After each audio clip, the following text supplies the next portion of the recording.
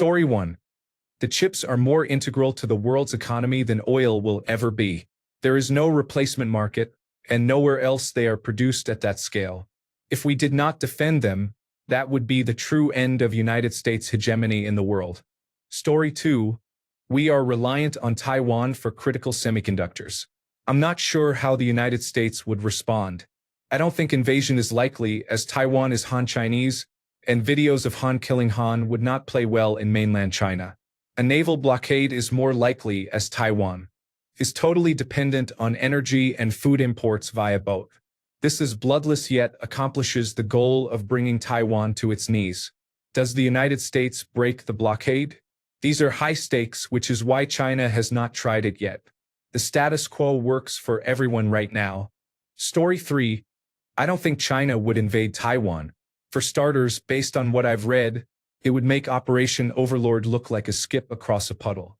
There is a lot more ocean between Taiwan and China than there is between England and Normandy. Taiwan also has fewer suitable landing spots than northern France did. The second reason a Chinese invasion is unlikely is that Taiwan could use hypersonic missiles to destroy the Three Gorges Dam. It is the next best thing to nuclear deterrence without having nuclear weapons.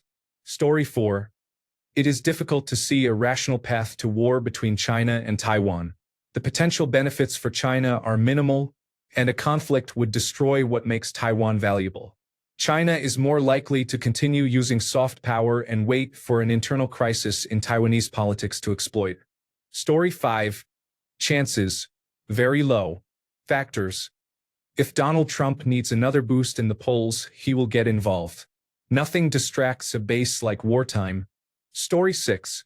If the People's Republic of China moves on Taiwan, I can see the United States committing resources to defend Taiwan, but not to take the fight directly to the People's Republic of China.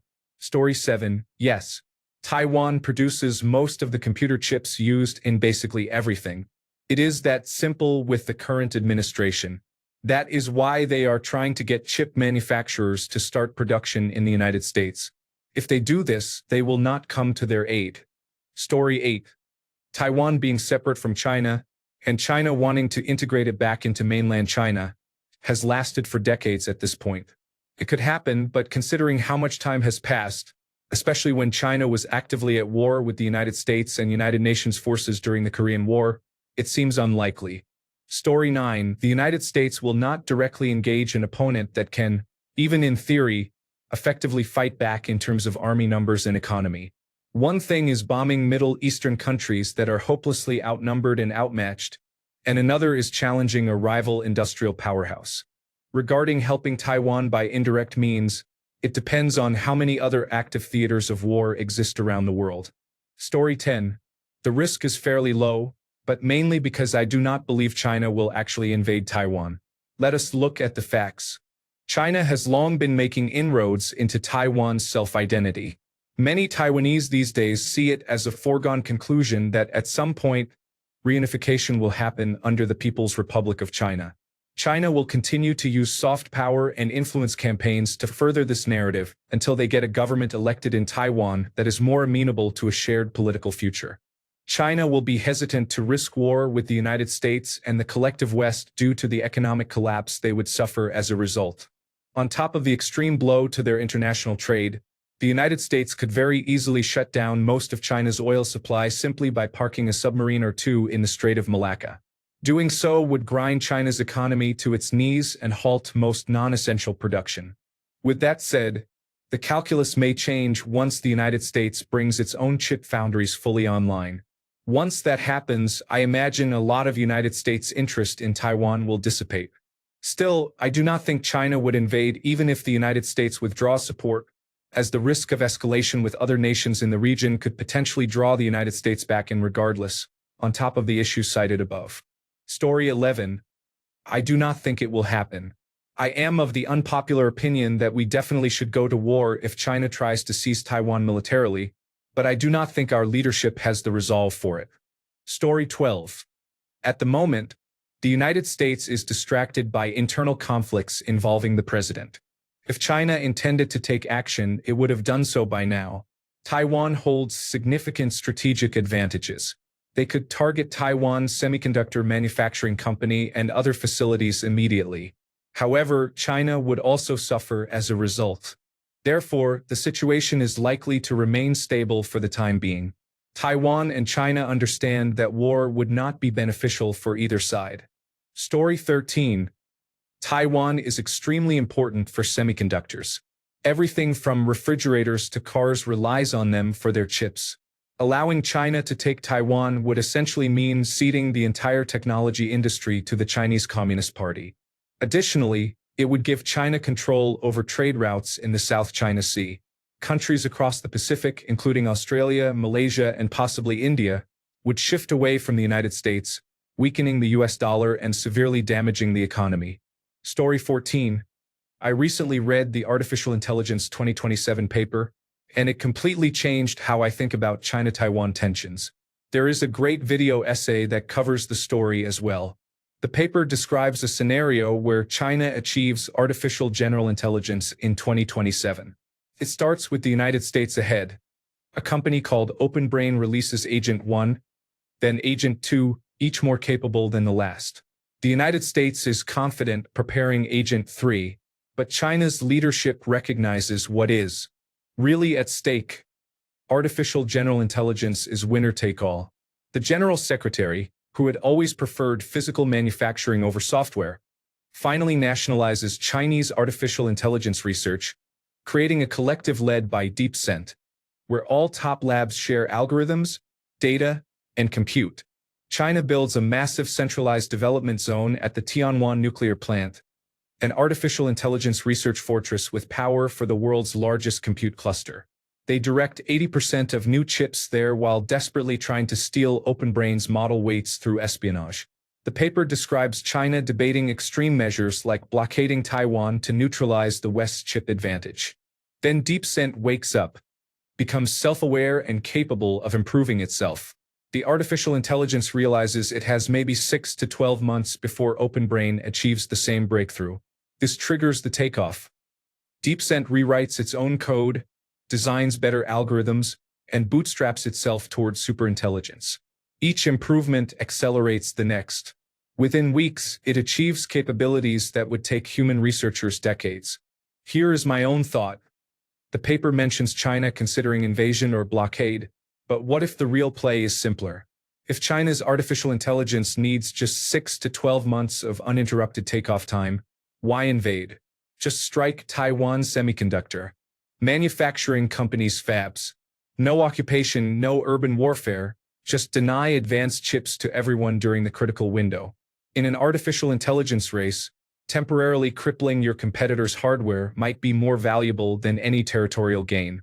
After reading this, Taiwan military exercises start to look different. Maybe they are not invasion practice. Maybe they are calculating which facilities to hit for maximum United States artificial intelligence delays. Those Taiwan semiconductor manufacturing company fabs are not assets to be captured anymore. They are the competition's acceleration mechanism that needs elimination before the exponential curve kicks in. A few missiles could determine who controls the future of human civilization. If China's artificial intelligence development is anywhere close to this, they might already be running these calculations. Unlike humans who would hesitate at destroying trillions in value, an artificial intelligence focused on permanent advantage would see it as optimal. Story 15.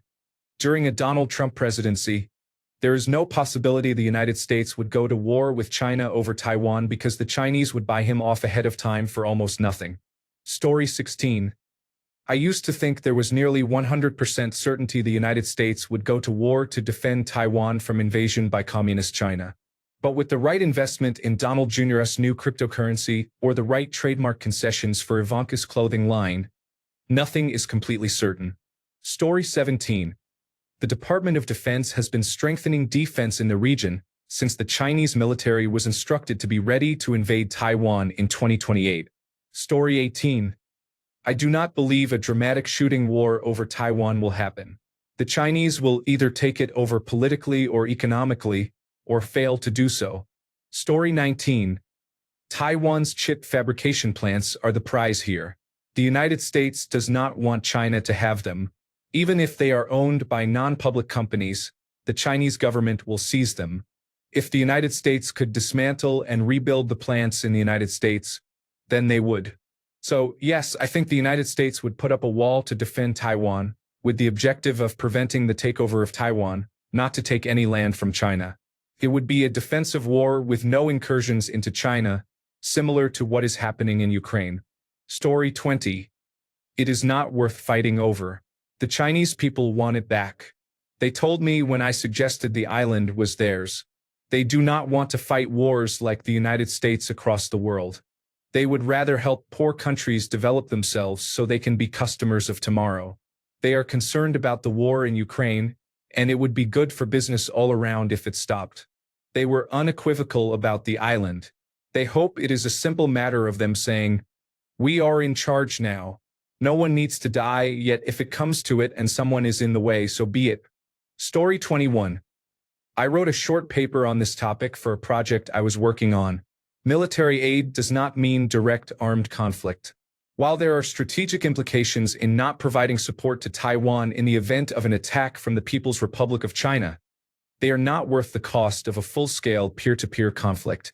The United States should provide some form of military aid to Taiwan in the event of an attempted annexation from the People's Republic of China, similar to what was done with Ukraine, because failure to do so would most likely result in a negative global economic impact, destabilization in the region, and weakened perception of United States power, influence, and capabilities.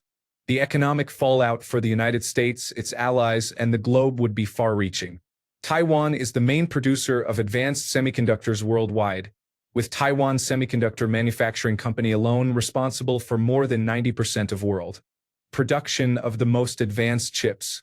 A People's Republic of China takeover may disturb this supply, thereby affecting sectors ranging from consumer electronics and automotive manufacturing to defense and artificial intelligence. United States allies in the region, including Japan, South Korea, and Australia, plus European countries depending on Taiwanese components, will see related economic consequences. The People's Republic of China might restrict international trade through the Taiwan Strait, one of the busiest shipping routes in the world, thereby exerting coercive economic influence on world trade. This would severely disrupt supply networks, causing shortages, inflation, and manufacturing closures in vital industries, resulting in suffering in most financial markets. Story 22. Hi, I'm a Taiwanese person who grew up, studied, and worked in China but lived in the United States and Canada. These are some of my personal opinions that I think hold a little bit of weight, but I completely understand if most see it otherwise. For my own sanity, I'll delete this comment in about a week's time. 1. If China says they will do something, it is not a question of if they do it, but when. The amount of bureaucracy in China's form of country governance allows for quick nationwide alignment. Great examples of this include setting up manufacturing factories that are now global factories, along with logistics supply lines across the world, pushing incentives into renewable energy such as solar, wind, and lithium, and manipulating currencies to make themselves an attractive trading partner. I personally consider the last part to be fair game. When a country has enough power and control, it is reasonable to exert it to leverage unique advantages. In other words, it takes a very short amount of time for China to push in a certain direction. 2. Technologically, both the United States and China are strong.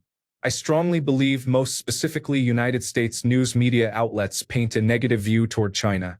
I call this the United States propaganda, the now defunct American dream, the idea of allowing capitalism to mix with democratic political governance. These are two of the world's largest economic and technological powerhouses, concentrating their gaze on Taiwan. However, there is too much interest from both sides for anyone to pull the trigger. So what truly makes Taiwan important to both the United States, China, and, in extension, the world? Chips, in other words, Taiwan Semiconductor Manufacturing Company. I would say one of the most important things to look at is what Taiwan Semiconductor Manufacturing Company does. 3. The Taiwanese government is essentially stuck between a rock and a hard place. On one side, the United States says it will support Taiwan if anything happens. On the other side, there is one of the world's fastest-growing economies, China, which is now the world's second largest and located geographically right beside Taiwan. Which side do you take? Sure, Taiwan has a democratic government, but what good is democracy when Taiwan becomes a plaything between two global players? A good example of this is North and South Korea. Truth be told, every time I go back and visit Taiwan, I am very worried about Taiwan's future. Taiwan's military is barely 1/10 the size, power, prowess, organization, and capability compared to China. I am not quoting exact numbers. This is to emphasize that the sheer difference in military power between Taiwan and China is astonishing. Taiwan's population heavily depends on the United States for any kind of military support if there is ever a war. The Trump administration has proven to be an extremely unreliable partner in this matter, as seen in the example of Israel and Palestine. All China has to do is keep its global soft power strong, consistently attract international political figures, and stay a dependable global trading partner. This allows China to exert global political influence that directly impacts Taiwan without having to go to war. An actual war fought with bullets and missiles in Taiwan would look very bad globally for China. Story 23. As of today, I would say 0%. We have our own issues to resolve at the moment, and our current leadership is completely incapable of fighting a war. However, they could certainly cause many casualties. Story 24. No. The constant threats are to keep morale at home up. If you look at the assets we and our allies have surrounded them with, especially on their heavily populated East Coast, you can see why they might be concerned they would not succeed even in the near term, and certainly not in the long term. There is the risk of escalation and nuclear warfare, all over chip factories that are rigged to be obliterated by explosives should any attempt be made to take them. Good luck building new ones. So no, we are not going to war with them. They do not want what the nation that outright owns the seas, ended piracy, and reduced overall war by 40% in just 80 years ironically by warmongering, they say. They have never been to war. We have had 14 to 22 years of peace since 1776. They do not want what that nation would bring to them wrapped in a bow of laser defense point systems, Helios shooting down those Mach 12 missiles at Mach 870,000, around the speed of light. They bought or built 3 carriers, none of them up to what we have, before they bothered thinking about pilots that can land on them. We have nothing to benefit from invading. They have everything to lose by invading. Let them rattle sabers all day while we sail silently, tossing aside our usual tactics to send a single destroyer between them and Taiwan, sending a strong message by silently ignoring their demands that we leave. I will go on to say they are not going to do anything that will trigger the mutual defense clauses in any of our treaties with the Philippines, Japan, South Korea, and Australia. Sorry if I missed any. Story 25. Pretty much 0. Basically, all anti-China talk from either major party is just that, talk to generate support from the portion of their base that it appeals to. In reality, such a war would destroy the economy in both the United States and China, and probably a significant portion of other countries, since they are so dependent on each other. Story 26. Trump is not a wartime president. He can barely focus on any topic day to day. He would rather take a bribe and let China have it. Supporters of Make America Great Again would act like that is genius. Story 27. China is a nuclear power. The United States cannot risk a war with China because of mutually assured destruction. Story 28. The Mad King will completely sell out Taiwan for a sufficient Chinese bribe. Hopefully, the Taiwanese government is well aware of this and is planning accordingly. Story 29. They are increasingly unlikely to take action as China builds up its forces. There is less and less benefit for them, apart from holding on to the idea of maintaining the boundaries as they are, serving as a buffer between themselves and China. Story 30. The United States does not have the courage to confront China. The United States Navy was driven off recently by Houthi rebels from one of the world's poorest nations. The United States Army engaged the Taliban and was unsuccessful. It appears that the United States has not won any significant military operation since the First Gulf War. The Second Gulf War was an illegal disaster. The United States would be decisively defeated by China. Thanks a bunch for sticking around till the end of the video. Remember to subscribe, and until next time, stay awesome and goodbye.